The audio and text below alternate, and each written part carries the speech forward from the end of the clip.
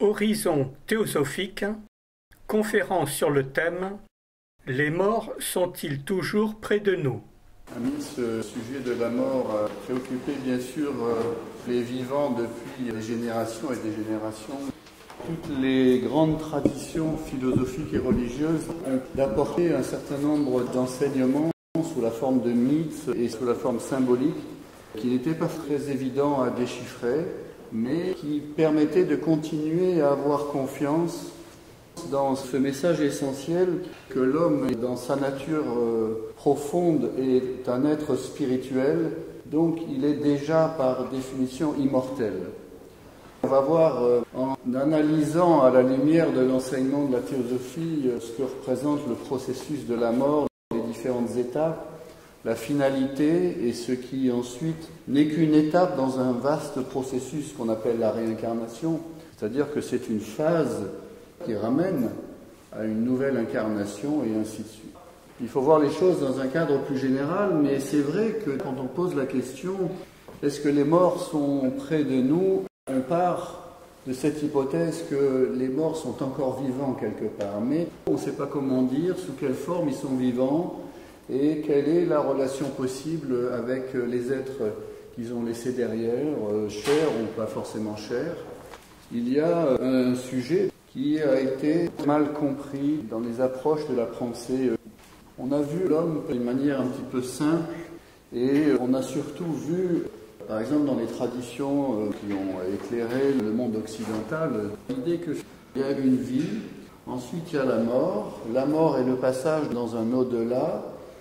Dans certaines traditions de ces religions monothéistes, on va dire, l'âme s'endort quelque part pour se réveiller lors du rassemblement général qu'on appelle ce grand jour, qui est la fin des temps, la parousie. Il y a d'autres approches qui ont pris en considération l'idée d'un retour possible de l'âme. Par exemple, dans la Kabbale, on parlait de ce concept de Gilgulem, c'est-à-dire en fait c'est ces tourbillons, ces retours. Mais on ne sait pas trop ce qui se passe et quel est le contenu de ces expériences après la mort. Il y a eu l'approche au XIXe, qui est devenue très populaire, du spiritisme, avec une école française comme Allan Kardec. Mais dans le monde anglo-saxon, c'était d'autres points de vue qui n'envisageaient pas l'idée de réincarnation. C'est l'idée que la personnalité, c'est-à-dire que l'homme avec ses traits attachés à un sexe, un environnement, était extrait du corps physique et perdurait d'une certaine manière dans un au-delà et se réincarner. Ou alors, pour les anglo-saxons, il y avait un au-delà et puis il n'y avait pas de réincarnation. Ça s'appuie sur des manquements dans la vision métaphysique des choses qui s'appuient sur l'interprétation à la lettre de certains textes bibliques ou symboliques qui ne peuvent pas suffire pour avoir une image plus universelle et plus fidèle de ce qui se passe après la mort et du retour à l'incarnation.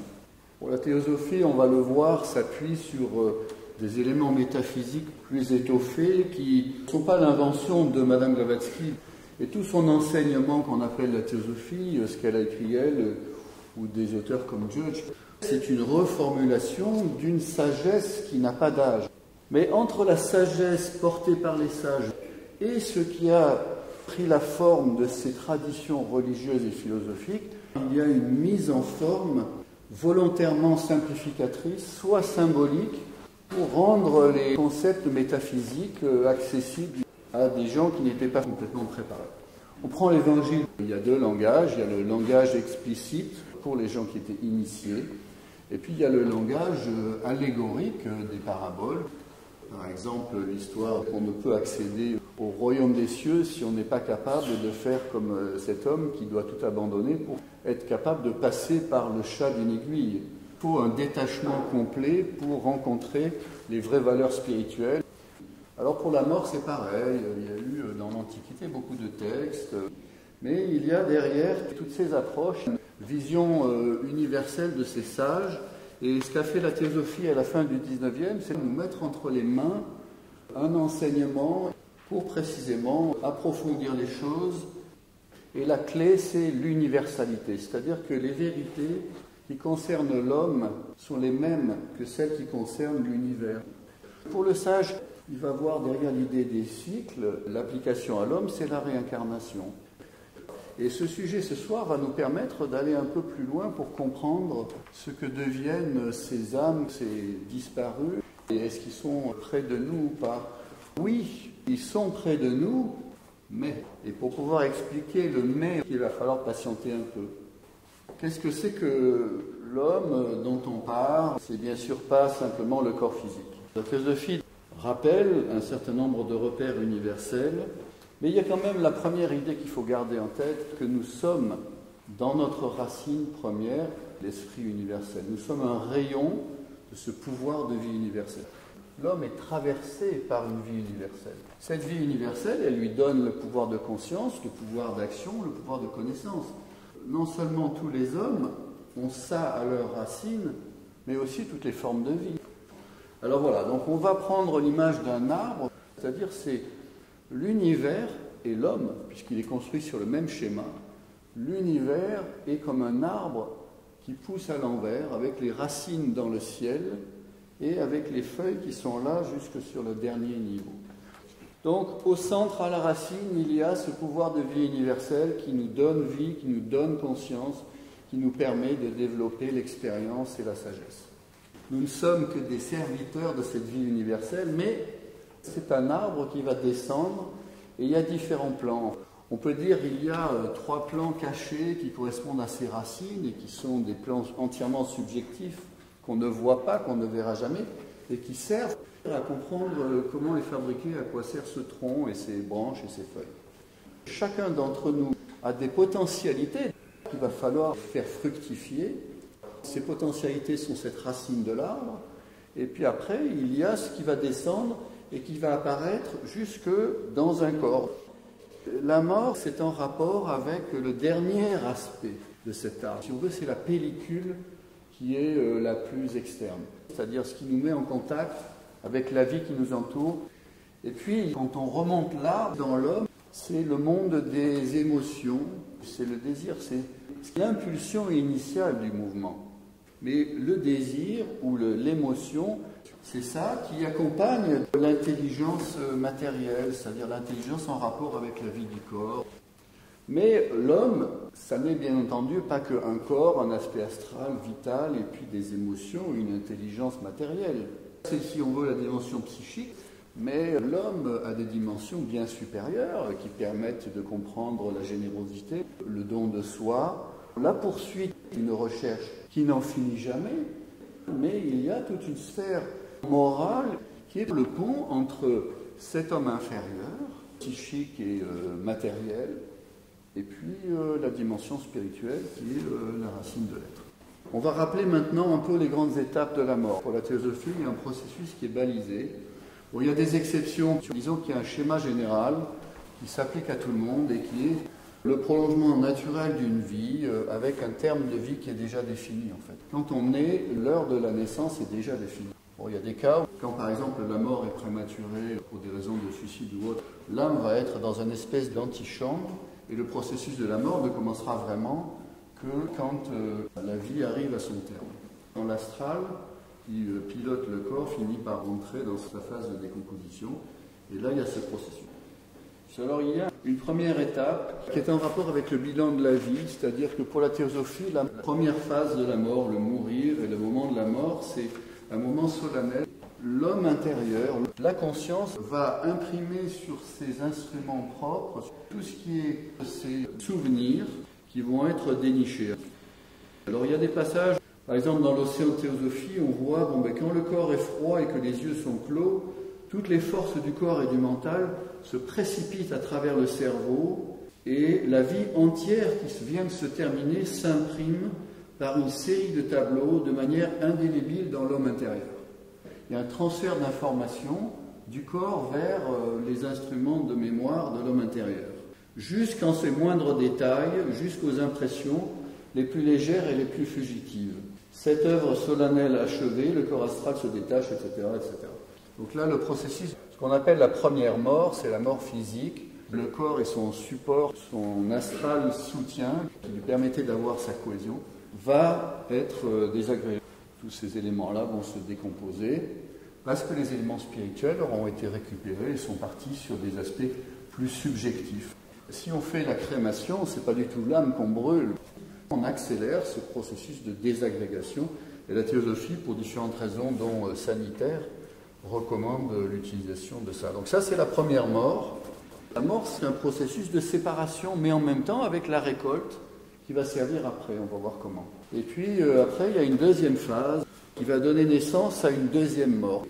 L'homme, avec tous les principes qui restent, va passer dans un deuxième état, qu'on trouve par exemple décrit dans un passage de Plutarque, que là, il y a encore un deuxième processus de l'aspect de l'homme réel qui doit se dégager d'un cadavre qu'on appelle psychique. Alors ça, c'est très très important. C'est un enseignement que la théosophie a décodé et a permis de comprendre mieux au XIXe siècle, à l'époque où il y avait un déferlement d'engouement pour le spiritisme. Pourquoi donc c'était important de parler de ça? C'est de montrer que l'objet, disons, intérieur avec lequel le spirit entre en contact, ça n'était pas l'homme réel, c'était le deuxième cadavre qu'on va qualifier de psychique, c'est-à-dire les émotions, l'intelligence inférieure, matérielle, etc., qui a été purgé de tous les éléments spirituels et moraux qui vont être emportés pour l'étape suivante. Et il y a donc une deuxième mort, c'est-à-dire fabrication d'un deuxième cadavre, cette fois psychique, sur un plan intérieur. Alors, les médiums font des expériences, ramènent des mémoires, des émotions, des savoir-faire.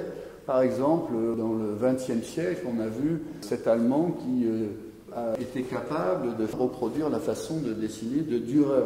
C'était utiliser à son service des mémoires mortes. Le médium, dans son aura, va décoder, lire cette espèce d'information. Alors on dit une coque astrale dans le jargon théosophique pour imaginer un peu cette idée que le véritable habitant n'est pas en rapport avec ça, c'est juste un deuxième cadavre psychique cette fois qu'il a laissé, après le cadavre physique. Voilà, donc on en parle comme étant la deuxième mort. À l'époque du spiritisme, on a essayé d'avoir des informations originales, mais il est certain que la créativité de l'homme n'est plus là, à ce stade-là de la mort. Donc on avait des informations qu'on connaissait déjà. L'histoire par exemple de la recherche d'informations sur les incarnations précédentes, le fameux livre à la recherche de Bridey Murphy, etc. Et toutes les expériences de ces hypnotiseurs qui font des régressions hypnotiques. C'est vrai, on va récupérer des informations qui s'avèrent être vraies, parce que dans le psychisme de l'homme, il y a un aspect qui enregistre tout. Mais ça n'est que de l'enregistrement mort. Donc en fait, on pensait qu'on avait vraiment accès à l'âme en interrogeant ces archives psychiques. Il y avait des choses plus subtiles encore qu'il fallait essayer d'explorer. Alors ce plus subtil, c'est donc cette moisson après cette deuxième mort, là où se trouve vraiment l'homme réel pendant la période entre deux vies. C'est là qu'il se trouve, sur ce troisième plan qui est subjectif. Et qu'est-ce qu'il fait? On peut dire, c'est en fait un pouvoir de conscience, parce que la conscience ne s'arrête jamais. Conscience, c'est un lien avec l'universel, mais elle s'exprime à différents niveaux avec des instruments qui permettent une certaine activité de la conscience, ou au contraire, qui sont trop embryonnaires et qui ne permettent pas vraiment une activité de la conscience marquée. Alors dans ces états, il y a fabrication d'un instrument adapté pour la période d'assimilation de la partie de la moisson spirituelle de la vie. Cette période qu'on appelle en théosophie dévacanique, qui dure en moyenne entre 1000 et 1500 ans, pour donner une idée. Autant les premières étapes, ça peut aller jusqu'à une centaine d'années maximum, s'il y a des cas particuliers. Cette période, troisième niveau, elle est proportionnelle précisément à la moisson spirituelle de la vie. C'est-à-dire que si on a eu une vie très basée sur les préoccupations matérielles, qu'on ne s'est jamais vraiment préoccupé des frères, des sœurs, d'autrui, etc., on va avoir la troisième étape qui sera vraiment embryonnaire. Voire dans certains cas très particuliers, elle n'existera pas. Alors c'est quoi cette moisson spirituelle? Ça vaut le coup de relire un petit passage. L'efflorescence idéale de toutes les qualités ou attributs, de caractère abstrait, donc de nature impérissable et éternelle, s'attache à cet ego après la mort et le suivent dans cette période de dévacane. Il s'agit de qualités comme par exemple l'amour, la miséricorde, l'amour du bien, du vrai, du beau, qui se sont toujours manifestées dans le cœur de la personnalité de son vivant. Alors, pour la durée de cette période, l'ego s'identifie à la réflexion idéale, à l'image idéale de la personnalité défunte et de l'être humain qu'il fut la dernière fois sur Terre. Mais cette réflexion-là, elle n'est pas omnisciente. Elle est un genre de masque qui va avoir un but particulier. Pendant cette période, la béatitude est totale. C'est-à-dire que c'est une période où, d'une certaine manière, on oublie tout, les soucis, les tracas. En fait, dans cette période-là, on vit dans un monde idéal basé sur l'aspect le plus spirituel de l'homme. Alors, qu'est-ce qui se passe? C'est l'oubli absolu de tout ce qui a causé de la souffrance ou du chagrin dans l'incarnation passée. Alors, d'une certaine manière, c'est un peu une espèce de paradis idéal. Et alors, là, l'être vit entouré de tout ce à quoi il a vainement aspiré. Et on est là, on se plaint tous les jours du manque de fraternité, du fait que l'injustice est trop répandue et que finalement on en souffre, etc. En contrepartie, ça veut dire qu'on a une aspiration à plus de justice, plus de fraternité. Cette aspiration, peut-être qu'on n'a pas été capable de la transformer en des actions plus efficaces pour le genre humain, donc elle va rester sous la forme d'une aspiration. Et dans cette période-là, elle va trouver son expansion parce qu'effectivement, tous les aspects idéaux sont présents. Et cette aspiration aura fait partie de ce bagage spirituel. Alors l'être vit entouré et en compagnie de tous ceux qu'il a aimés sur Terre. On prend cet exemple parce qu'il est facile à comprendre. On prend l'exemple d'une mère et qui a des enfants. En fait, on va garder une image idéale de chacun des membres de la famille. Si un enfant n'était pas à la hauteur, on avait des difficultés, on va garder que l'image positive de cet enfant.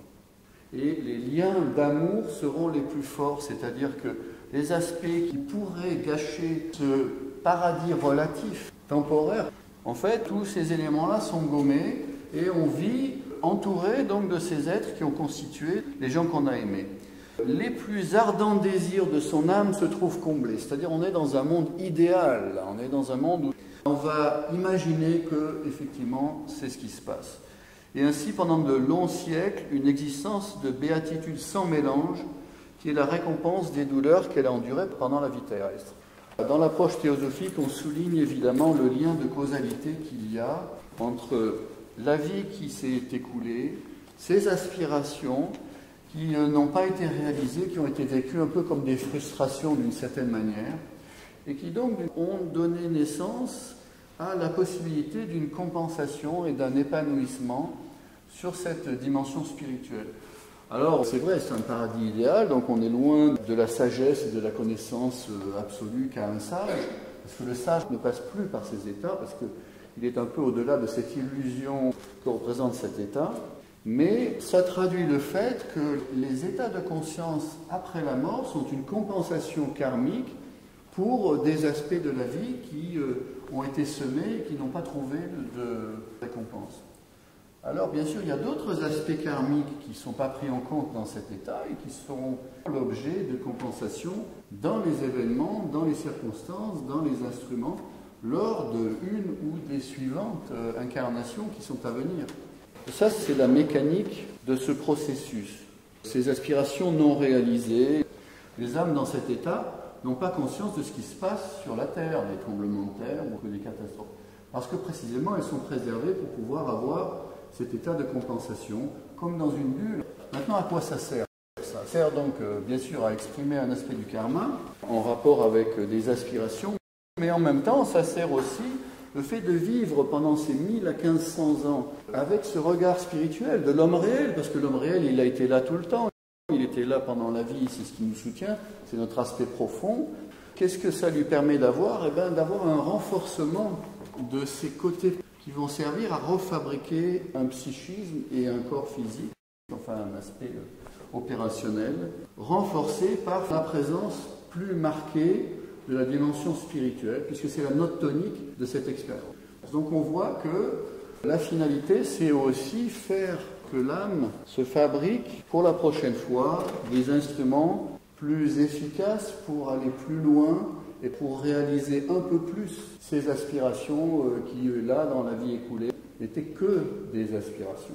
Il y a un renforcement de la réalisation, mais de fait, dans notre nature, de ce monde spirituel. Et c'est vraiment un cadeau karmique, parce que si on n'avait pas ça, on ne serait pas aussi bien armé pour discerner plus facilement la voie juste dans les vies futures. Alors, on peut faire un parallèle avec le sommeil, parce que le sommeil joue un rôle aussi, en termes fonctionnels, similaires.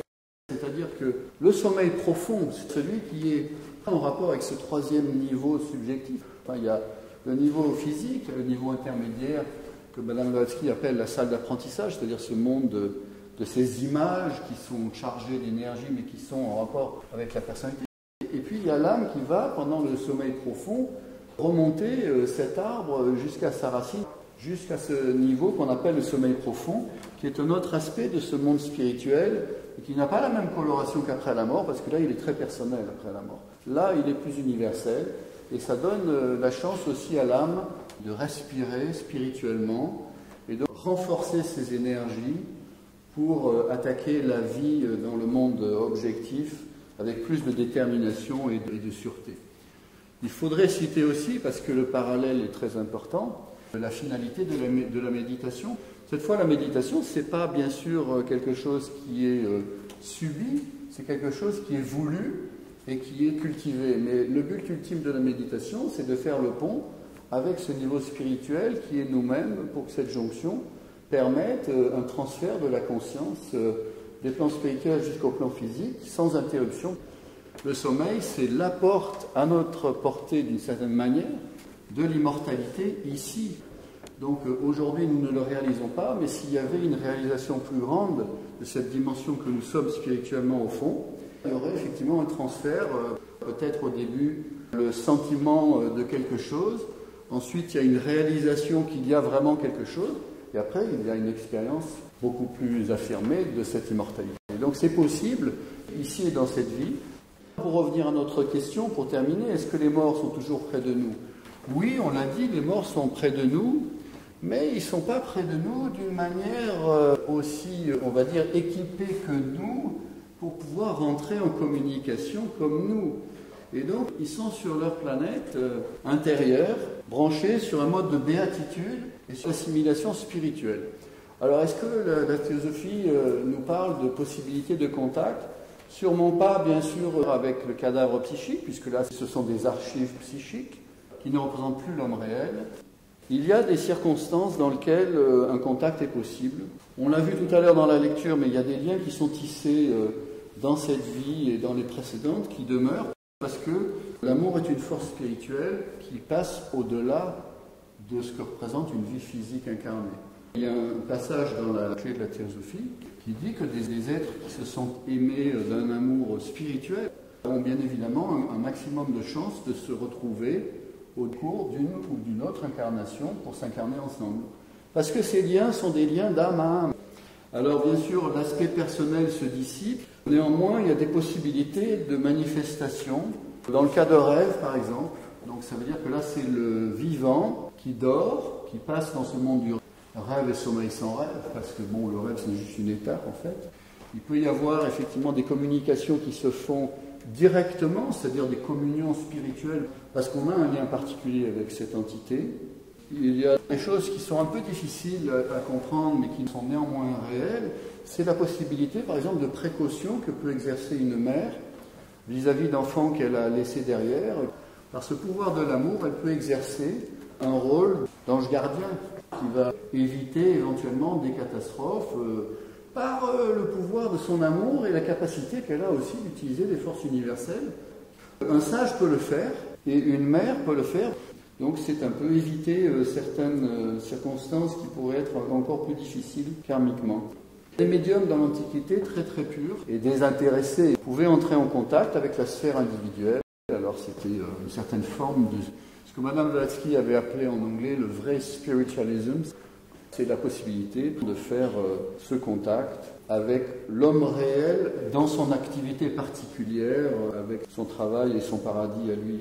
Alors le dernier point sur lequel on peut s'arrêter avant de terminer, c'est revenir un peu sur le cas de l'adepte et du sage. C'est toujours un exemple qui est pris en théosophie parce qu'il représente aussi dans le schéma d'évolution de l'homme Parce que bon, un homme ordinaire, il va passer par ces états dont on a parlé, 1000 à 1500 ans, etc. Mais c'est un processus qui correspond au développement moyen collectif de l'humanité aujourd'hui. Mais il y a toujours ces êtres qui sont en avance, c'est-à-dire que par leurs efforts individuels et par la discipline dans ces écoles spirituelles et les moyens qui sont proposés, sont arrivés à aller plus vite. Ils arrivent à un état où ils acquièrent un pouvoir de conscience continue qui fait le pont entre les états de sommeil, etc. Si pendant la vie il fait le pont entre les états de sommeil et l'état de veille, on imagine bien qu'après la mort, les choses ne sont pas pareilles pour un adepte. Qu'est-ce qui va se passer? Lui, il n'aura pas besoin de tout cet état qui, somme toute, est un peu illusoire. Et lui, il va chercher à économiser du temps et ne pas dépenser 1000 à 1500 ans à assimiler ce qu'il est censé assimiler dans cette vie. Donc en fait, il assimile par la méditation, par les actions où il évite les actions inutiles.